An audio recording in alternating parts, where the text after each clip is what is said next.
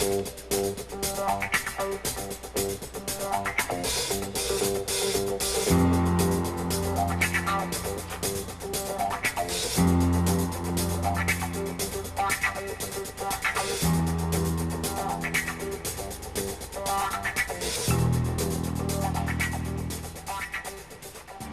här är Christian. Någon från Nypoliskött. Stämmer.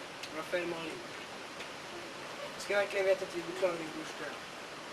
Vi ska allt vad vi kan för att sätta dit en jävel som dödar honom. Ska jag få se min bror? Naturligtvis. Den här vägen.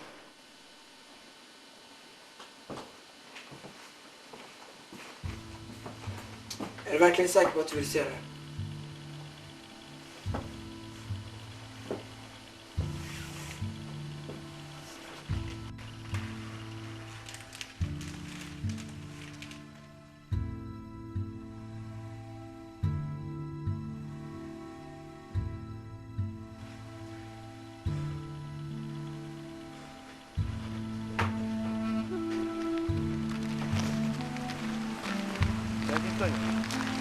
Vi hittade han igår.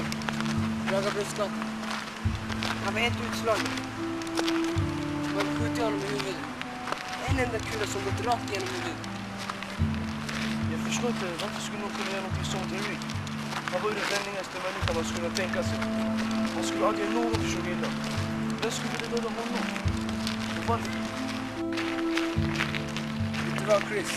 Jag tror inte det här som ett vanligt liv. Vad menar du? Det jag menar är att din bror kanske inte var det du trodde han var. Och jag säger så här. Vad visste du om det? Ja, han jobbade i en butik. Han bodde i en lägenhet här i Uppsala. Han var ofta svårt ekonomiskt drabbad. Vad vill du veta mer? Det räcker så. Du behöver inte säga något. Din bror var langare åt maffian. Hans liv som du beskrev det var endast en täckmantel. Vi fann en stor mängd opium i hans ägare.